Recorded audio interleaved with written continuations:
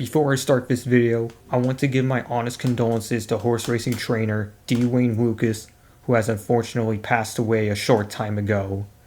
On June 22nd of this year, he was hospitalized with an mRNA infection and unfortunately died 6 days later. Lukas had 15 victories within the 3 American Classic races, 4 of which came in the Kentucky Derby, alongside 20 Breeders' Cup victories and countless other Grade 1 victories and awards earned within horse racing. And for that, he will be missed by the entire horse racing world. Lukas was 89 years old.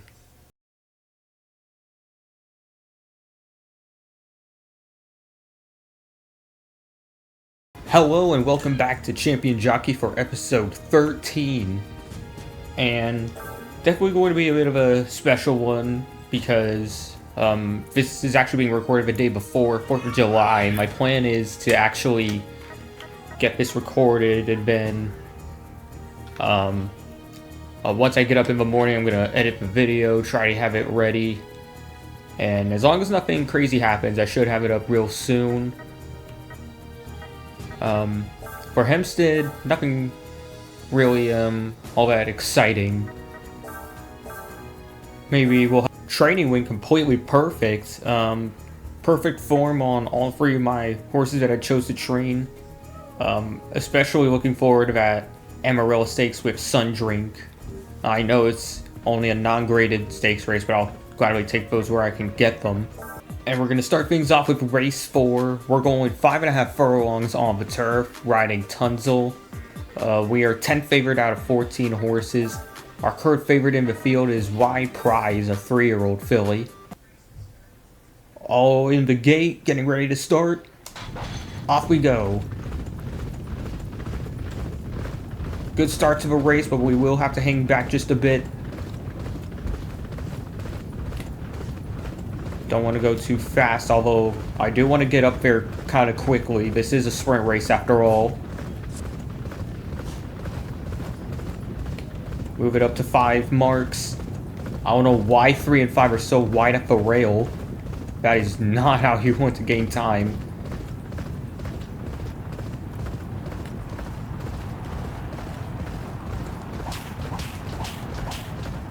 Yeah, I would really wait right there, but at the same time, I had no potential of a horse.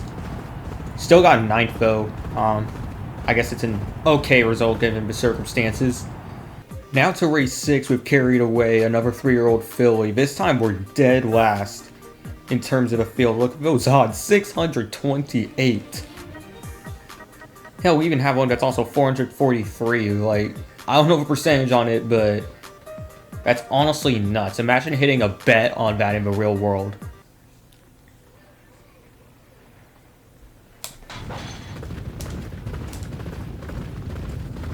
Felt like a good start, but something about the ideal, I guess, the game didn't like. We're not, though, getting into the position we want because the field is already going really quick. I know it's a spray race, but I didn't actually expect him to go that quick. Alright, sorry for the quick delay. Had to take care of a call. But as you saw at that cut, we had to move up to full marks, but even then, just look at the speed disparity. Sorry for a little slowdown there. But oh my god, even though I think that's the other terribly favored horse at over 400 odds right behind me, we still beat him at least. Alright, can we actually have a competent horse somewhat? We're now in the Amarillo Stakes with Sundrink. This is the main event of day 1. However, we're once again dead last ranked in the field with 309 odds. The favorite right now is Quartz de Roche, ridden by Steve Douglas, my bad. A 3-year-old filly.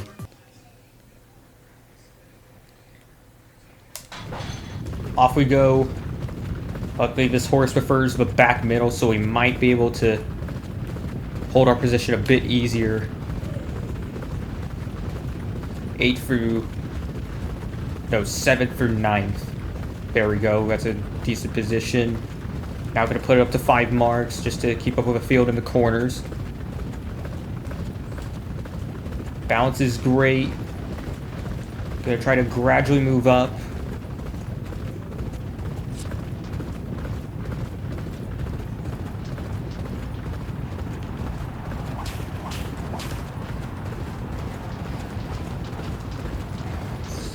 Oh, a stretch burst.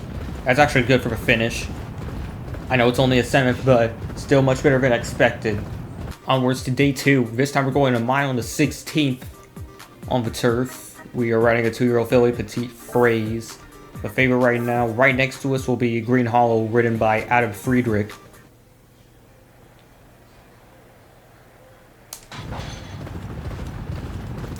Good reaction out of the gate. Very good start.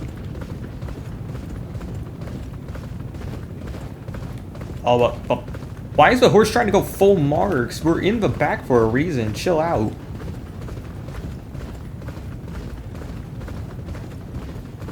Also, kind of had to react really quickly, just trying to split the middle to not hit anyone.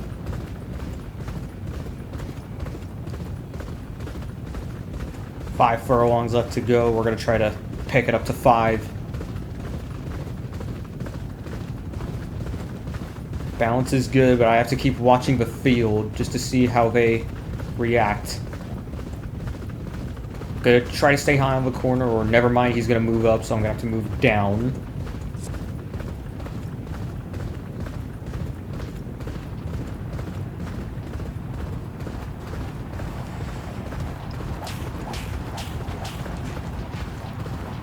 Once again, I guess not a good time to run, but it's just that we're not gaining enough potential no matter what we do.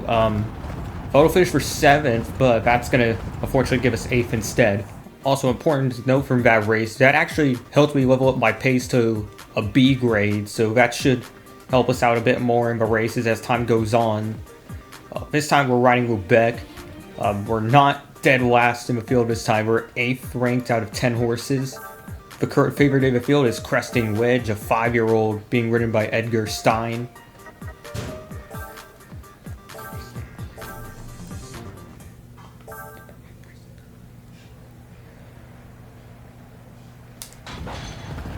Off we go. This time things are a bit different. We're going to have to target the very front of the field. Starting things off though with 4 marks doesn't seem to be enough. We're, I guess, a bit stuck in 10th. Oh wait, no, slow down. We almost rear-ended him. I don't know if he slowed down that much, or maybe it was just a combination of things with me slowing down. Me speeding up and him slowing down, but we almost rear-ended him.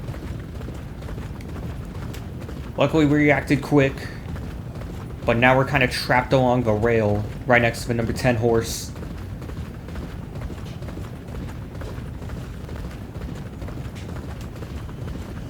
I would try to, like, I guess, slow down and do, I guess, a switch back to the outside and try to close in, but having to use that extra stamina might not be a good idea. So I'm going to stay along the rail and hope something happens. But even at full marks, though, apparently it's still not fast enough. Number 4 goes speeding by with a breeze.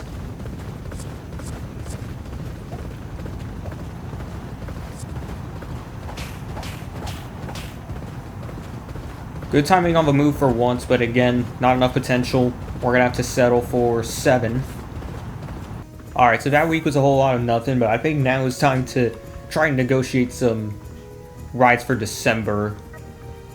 Of course, our best options are definitely Andrew Bale and James Longman.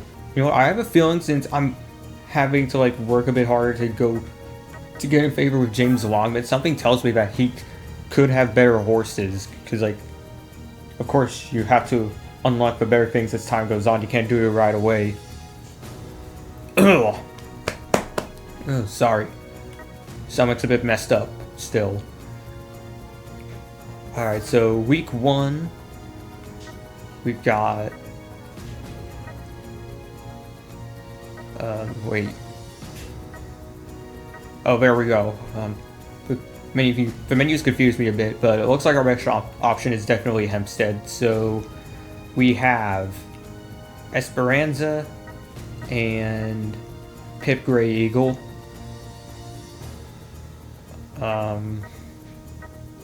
Yeah, those definitely aren't good stats. 0 wins out of all their races, especially for Pip Grey. That's kind of bad. I guess we'll try out Esperanza. Up next is week 2. We have Kowloon. Actually, we already have a grade 1 race signed up. The Gee in the Kowloon Sprint. That's perfect. So for week 2 though, we have race 3 and 6 on day 1. So we're gonna try and negotiate both of them, set the fashion in a Class D race, and then Hypothetique in race 6.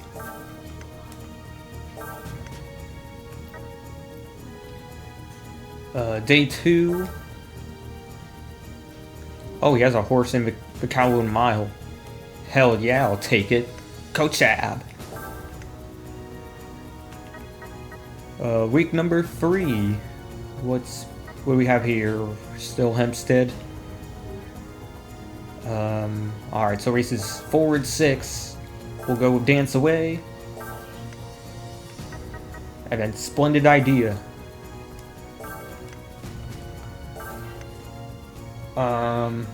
Week number 4, it's gonna be Louisville.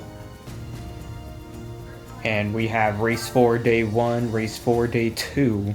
So we're gonna take in Kale. And then Yorkshire Terrier. Don't know how to pronounce that last word, but there you go. We'll worry about January when we get there. Since we still have some extra riding points, why not talk with Andrew Bale?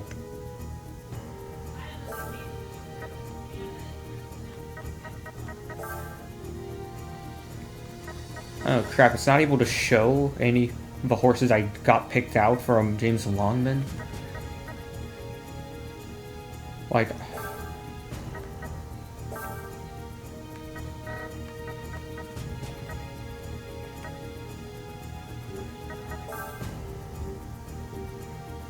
Alright, so things kind of got a bit harder, I guess.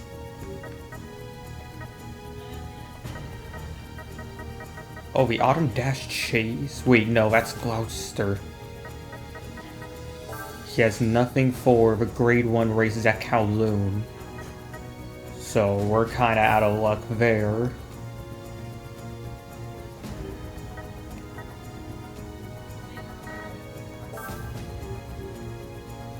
Alright, I guess we'll just have to forget it for now.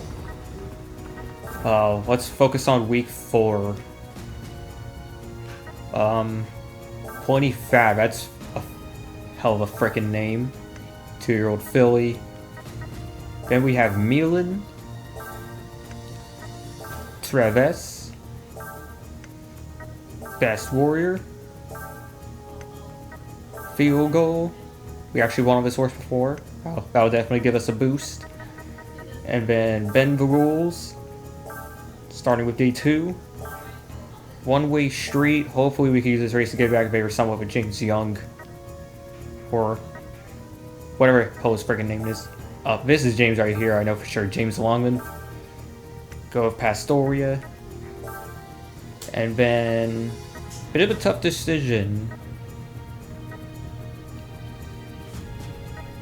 We have a rank 60 and a rank 59, but the rank 59 doesn't have any bad abilities. However, Kentucky Blue is better at gaining potential when he's not out, when he's actually not in his comfort zone. He can also do the front middle. The last time we did we only got 5th in a Class D race with Kentucky Blue. I don't know why we're promoting them to a Class C race if we can't do well in Class D. Damn, okay, alright, we'll try out Kentucky Blue again. Now onwards to the training center. Training was once again a success for Plenty Fat and Travis, getting their forms all the way up. Field Goal, though, I decided to go a bit different. I wanted to get his startability out of a red, so I just did a normal start training procedure, not the one that's ranked as hard. I actually did the easy one because Trying to get 2 excellent starts is actually a bit harder than it looks, so I would move the easy one just to get the startability out of a red. It's much better to have no ability at all than a bad ability. I don't think it was worth the risk to go for the hard one to get it into the blue. But at least with that training, I also got a form boost, as you can see, on field goal. And now it's a new week, going a mile on the turf. Hopefully this week of racing we can finally get a win after all the just crappy performances last time. I know we still beat expectations, but still, I do not want to finish back there.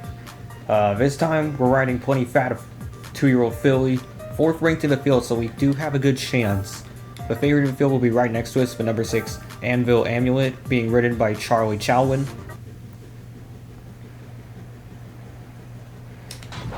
Off we go. Gotta target 3rd or 4th.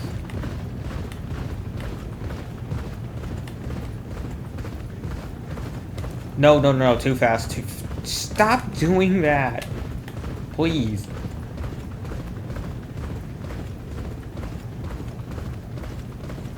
Okay, now you can pick it up a bit. Come on.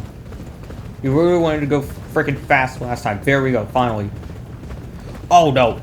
Ooh, that was a bit too freaking fast. Balance map, whatever.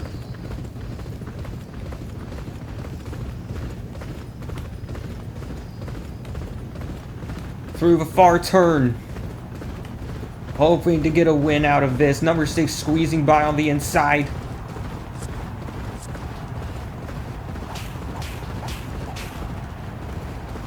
Trying to make a run on the outside. We just barely have the lead, but can we hold on another furlong?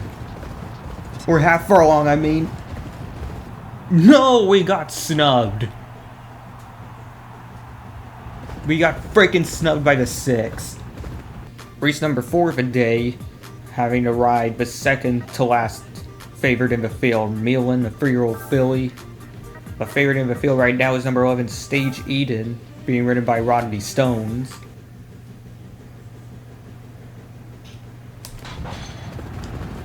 Good start once again. Trying to stay in the front half, but it's going to be a bit harder with how fast these horses want to up the pace.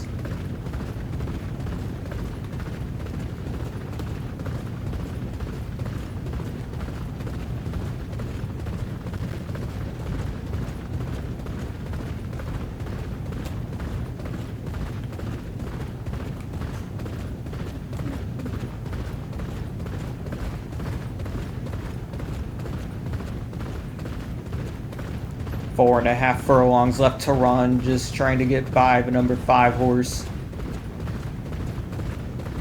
The game is liking the balance as we move up to full marks, trying to stay up with the field. But as you can see, the field is kind of overpowering us. We basically have nothing to match these guys.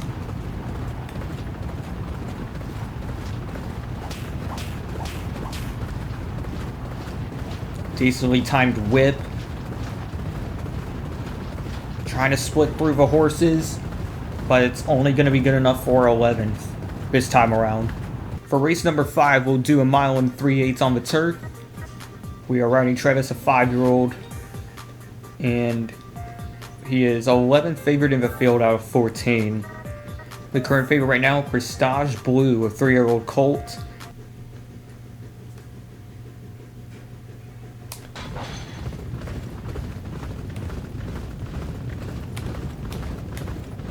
Another great start, just have to drop back a little bit. There we go.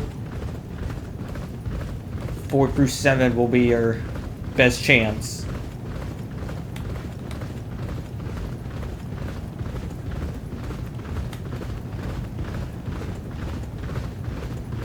Field's running pretty calm around us.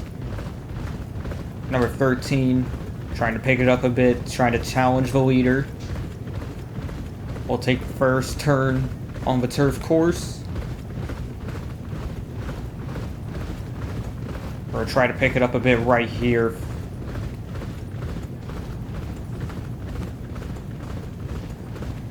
Five furlongs left to run.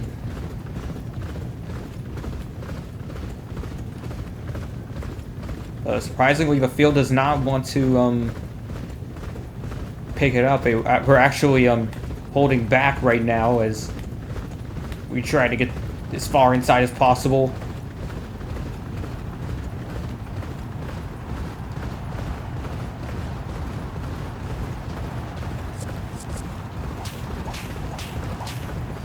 Inside the final furlong, we once again have the lead, but can we hold them off?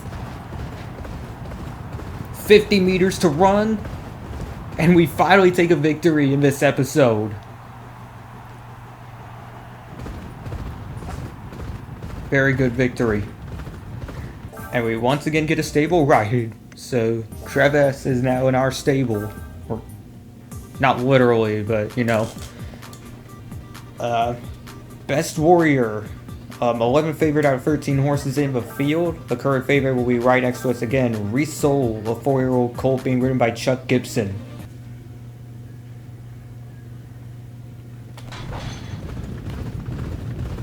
Reacting well out the gate.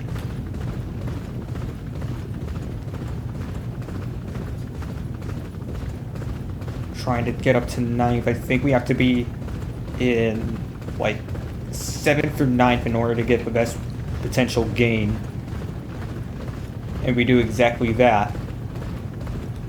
Not gonna go all the way to a rail, don't want to cut him off. Now we're clear.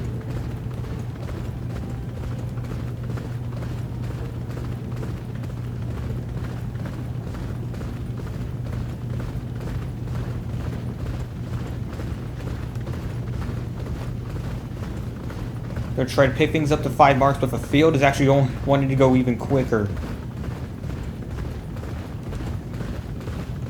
I guess now we'll pick it up to 6. I didn't want to do it immediately right there. And the number 7 had the same idea in mind. He's trying to make it work all the way on the outside. Trying to get some open air, but I'm kind of getting blocked in.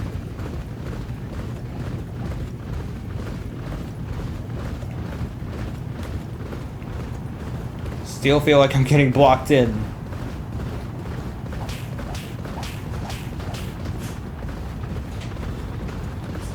Try to time my run as best as I could, but apparently the game didn't like it. We're still bursting through the field, surprisingly. And we get to steal a 3rd. Things are finally looking on the upside for once. Field goal. Least favorite in the field once again. 405.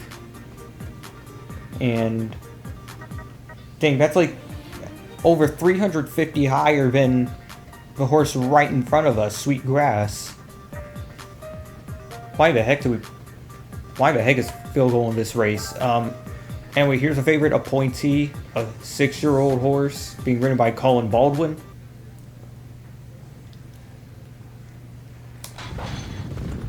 And we're off.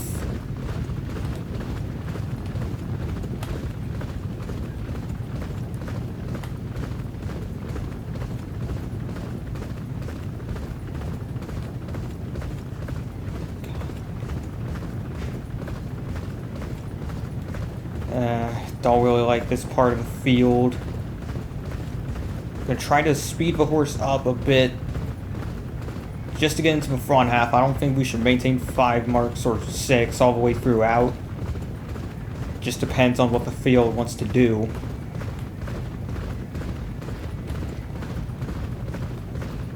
Able to back things down to 5 marks. Able to move down to the rail as well. One of those horses decided to slow all the way down.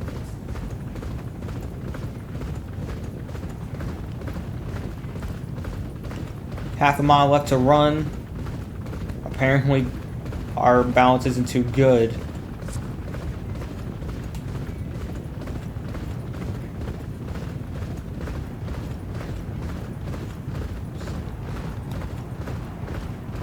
Quarter mile left. Do we have anything left in the tank? Trying to run down the inside, past the 5. Appointee just barely, I think, getting a nose in front, but there's the 8, who might have won it from way outside. Appointee in that race ended up actually getting 3rd, so someone else besides Junk ended up getting in front of him, but Junk, who was the 8 horse, still got the win. This time we're running a good horse for once. Bend the Rules, a 2-year-old colt. We are the co-favorite in the field, and our biggest competition will be a Moor Dagger, also a 2-year-old colt.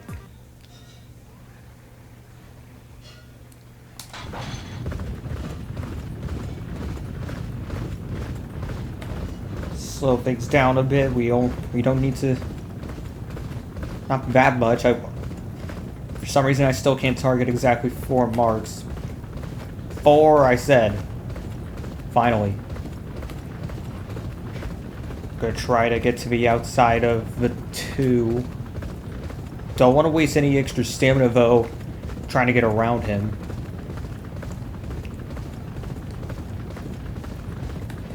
Seven furlongs left. Gonna try to move to the rail. Last place is way off the back already. As we'll try to make something happen, increasing the pace to 6 marks.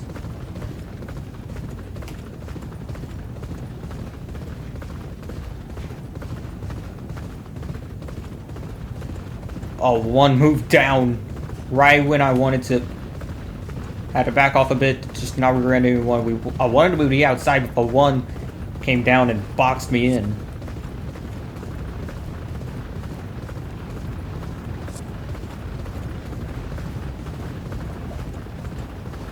There's no freaking open air.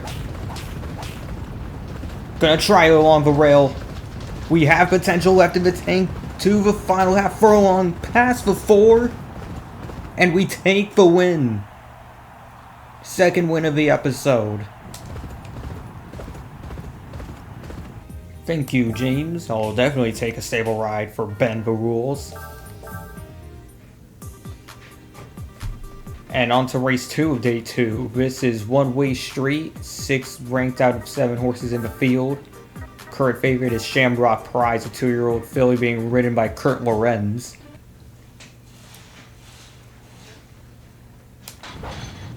Off we go. I actually made a bit of a mistake. It's actually 8 horses in the field, not 7. And field around seems to not want to go fast, even though this is a sprint race. I'm literally down to 3 marks. I don't know how much slower you want me to go.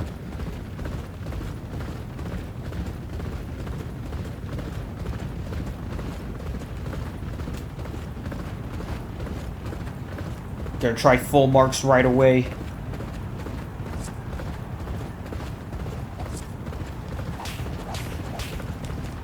Had to wait a bit due to the lack of potential. But I still don't think it's enough. Trying to hang on for 4th, and we still do. Just barely making it into the Superfecta. The favorite in that race, Shamrock Lorenz, actually, or Shamrock Price, whoever the heck the Shamrock horse was, we actually finished in front of him. So the favorite not doing well at all.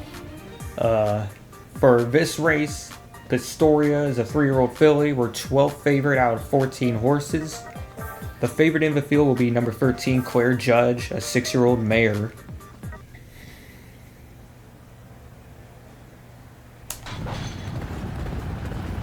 Another good reaction out of the gate. Trying to target 8th through 10th.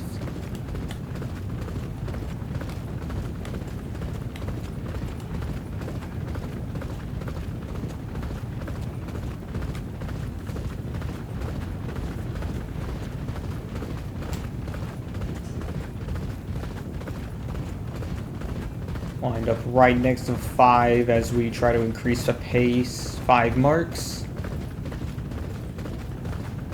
Might have to do 6 marks going into the turn, or never mind, the horse is already at 6 marks. Getting a little too excited. But the balance is apparently really good. If we have a lucky revolution, we might just win this race.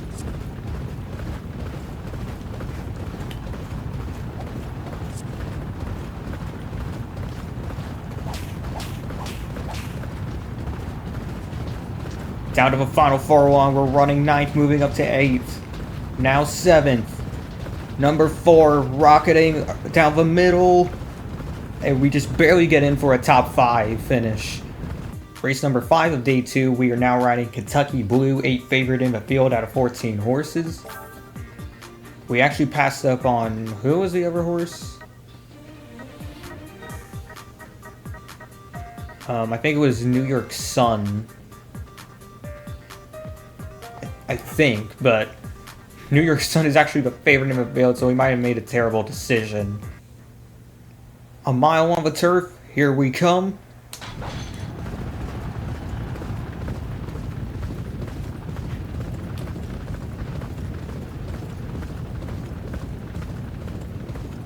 Down to the first turn, we might have to slow things down a bit because of that one horse down the rail with number 5.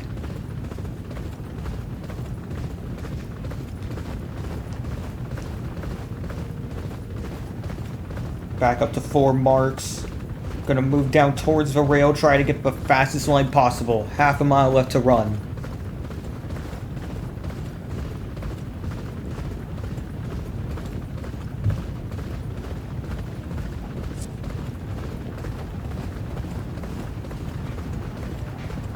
Out of a final turn, a quarter mile left to run. Damn, this horse does not want to stay up at all. We fell all the way down to 13th. We're trying to make something happen here. 12th. No, it's 13th. Damn it. Observe Silence, Saturday in race 2. Very strong horse. Alright, we'll see. Ooh, a 70 overall. That might definitely be worth it. Surely Andrew will give me a ride. There you go. We got us a ride with Observe Silence. Before that we have Pelargonium. Hopefully I pronounced that right. Up next, Green Moon.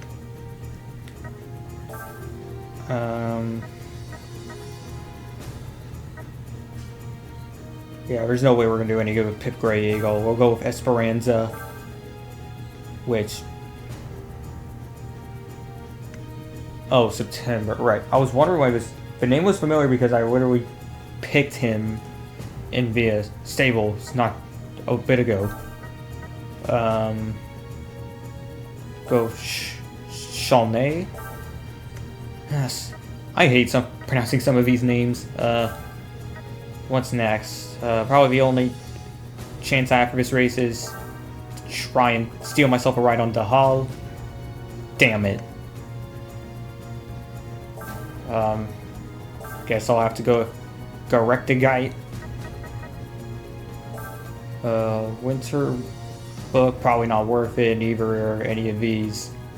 So 6 races to round off this episode. We'll head to the training center, see how the workout goes. Nothing but perfect training sessions for my 3 horses, Observe Silence, Esperanza, and Chalnay. Perfect form on all of them. And on to race 1. We were riding Pelargonium, a 2-year-old filly ranked 8th in the field. The favorite will be number 9, Stormy Feeling, being ridden by Michael Edward. In the gate, and we're off. Finally getting a decent pace going. But we're trapped on along the rail, sort of. Hopefully there's a way out of it. Oh, great. Might be a bit too fast. I had to bring it back down a bit. Now we'll pick it back up. Trying not to cut him off. Oh, never mind. Whoa, who's this guy? Bat out of hell along the rail. Trying to stay up. But it's probably going to be for not. Just missing off on the podium. Race number 2, 6 furlongs on the turf this time. Co-favorite in the field, Observe Silence. And the favorite will be number 2, Rainbow Parade, being ridden by Jack Fletcher.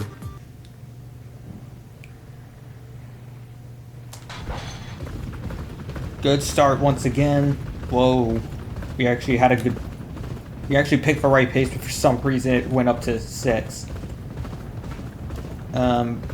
Don't think it'll be worth it, though, in a sprint to drop back down. We're going to have to settle for what we have right now.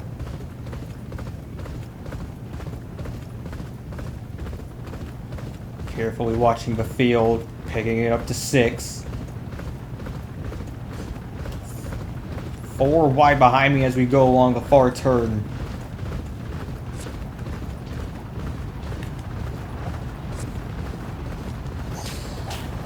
We have an instant response. Definitely going to help us.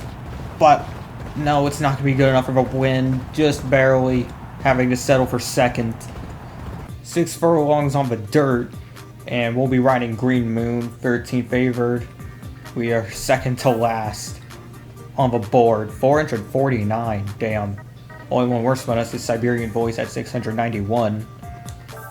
Social Duke, a 4-year-old filly, will be the favorite, being ridden by Harry Griffith.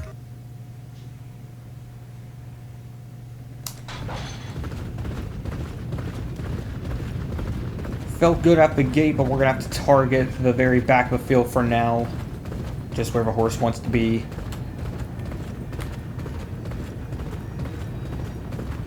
$14 dropping back a little bit. Maybe trying to reposition himself. But already into the far turn. Trying to keep up the pace, but look at how quick the rest of the field is. We're full marks and doing nothing.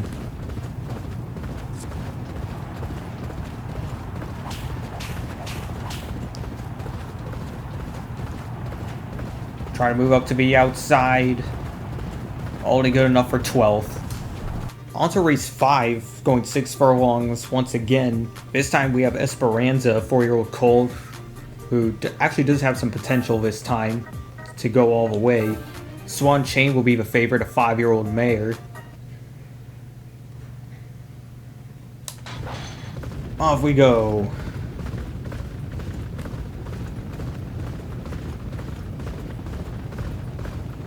Not exactly where I want to be in the field, but I might have to suck it up.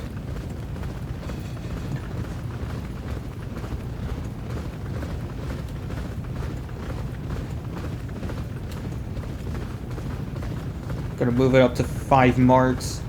Balance is apparently, though, is good. Don't understand the logic behind that.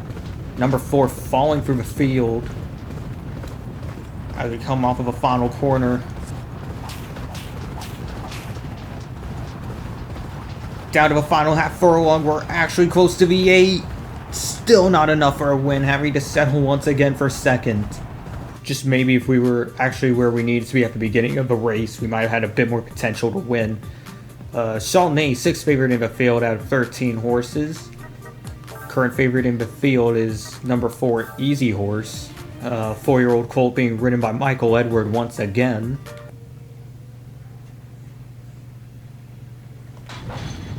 Off we go. Comping's down to 4 marks.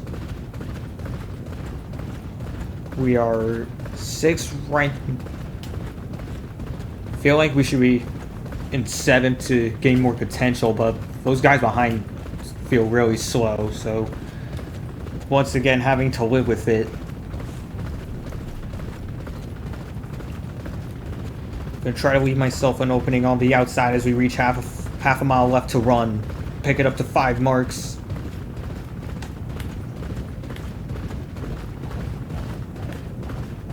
Never mind, having to go full marks just to keep up and it still doesn't feel good enough.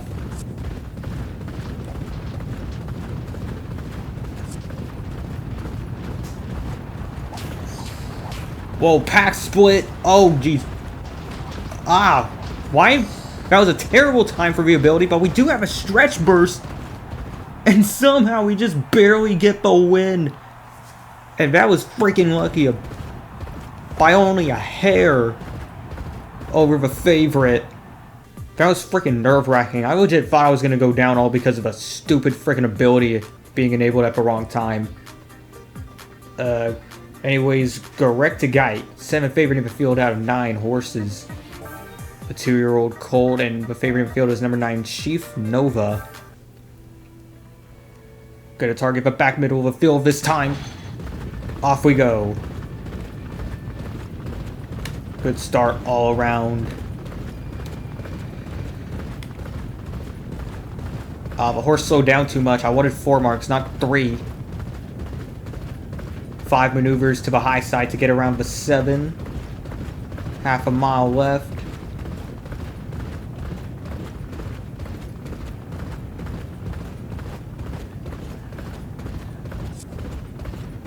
Balance feeling good, at least according to the game. I just don't have a lot of confidence, though, in that.